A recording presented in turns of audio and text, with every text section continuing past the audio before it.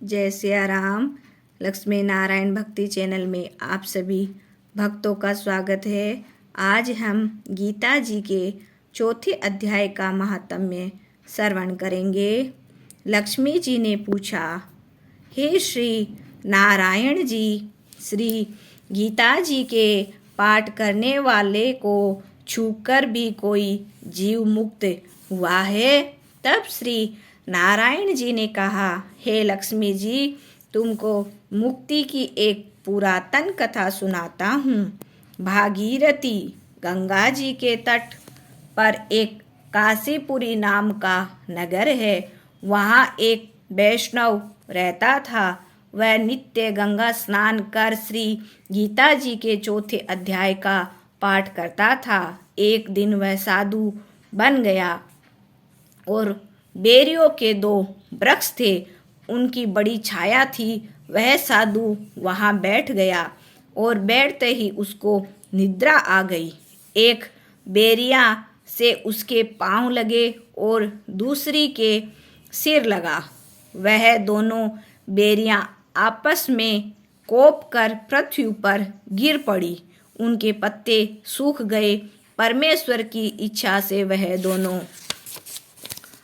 बेरियां ब्राह्मण के घर में 2 कन्याएं हुई। फिर ब्राह्मण के घर जन्म लेकर उन दोनों कन्याओं ने तपस्या करना आरंभ कर दिया।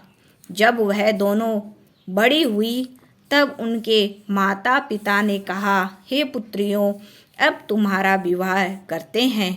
तब उन दोनों ने माता और पिता से कहा, हम विवाह नहीं करेगी। उनका अपने पिछले जन्म की खबर थी। उन्होंने कहा, हमारी एक यही अभिलाषा है कि वह साधु हमें पुनः दर्शन दे तो बड़ा अच्छा है। उनके मन में यही था कि वह साधु जिसके स्पर्श करने से हमें अधम देह से छूटकर यह देह मिली है, वह मिले तो बड़ा अच्छा हो। यह विचार कर उन दोनों लड़कियों ने माता पिता से तीर्थ करने की आज्ञा मांगी। तब माता पिता ने उन्हें तीर्थ यात्रा की आज्ञा दी। तीर्थ यात्रा करती करती बनारस में पहुंची तो वहां जाकर देखा कि वह तपस्वी बैठे हैं जिनकी कृपा से हम बेरी की देह से छूटी है। तब उन दोनों कन्याओं ने चरण वंदना की। साधु ने कहा, तुम कौन हो? कन्याओं ने कहा, हम पिछले जन्म में बेरियों की योनि में थी। एक दिन तुम वन में आए तो तुमको बहुत धूप लगी थी। तब बेरियों की छाया के तले आ बैठे। लंबा सन होने से एक बेरी से आपके चरण लगे, दूसरी बेरी से सिर लगा, तो उसी समय हम बेर की योनि से मुक्त हो गई। अब हमने ब्राह्मण के घर में जन्म लिया है और बहुत सुखी है। आपकी ही कृपा से हम मोक्ष को प्राप्त हुई। तब तपस्वी ने कहा, मुझे उस बात का पता नहीं था। अब तुम आज्ञा करो, तुम्हारी क्या सेवा करूं? क्योंकि तुम ब्राह्मण रूप उत्तम जन्म श्री नारायण जी का मुख हो। तब उन कन्याओं ने कहा, आप हमको श्री गीता जी के चौथे अध्याय का फल प्रदान करो, जिससे हम देवदेही पाकर सुखी होवे। तब उस तपस्वी ने उन्हें गीता जी के चौथे अध्याय के पाठ का फल दिया। फल के देते ही आकाश से विमान आए। तब उन दोनों ने देवदेही पाकर बैकुंठ को गमन किया। श्री नारायण जी बोले, हे लक्ष्मी जी, यह चौथे अध्याय का महात्म्य है। बोलो श्री कृष्णचंद्र भगवान की जय हो। आरती श्री गीता जी की।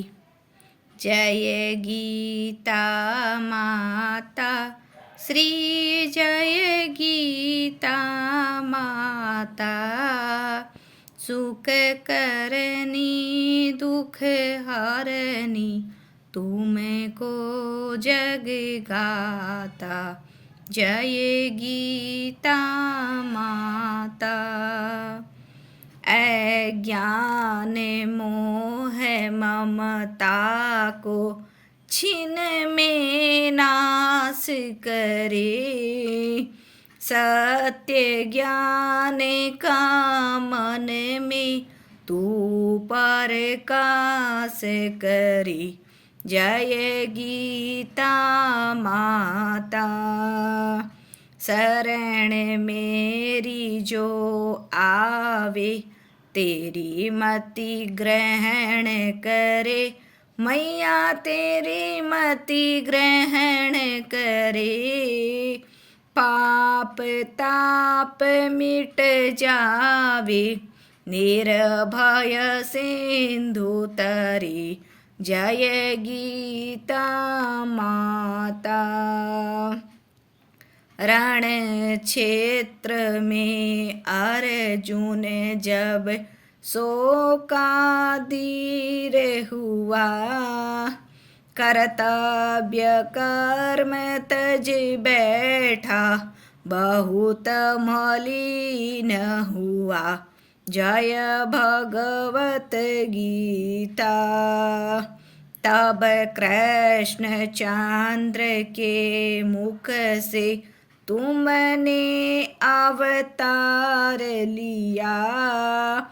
तत्व बात समझा कर उसका उद्धार किया। जय भगवत गीता। शरीर जन्मते मरते आत्मा अविनाशी। मैया आत्मा विनाशी।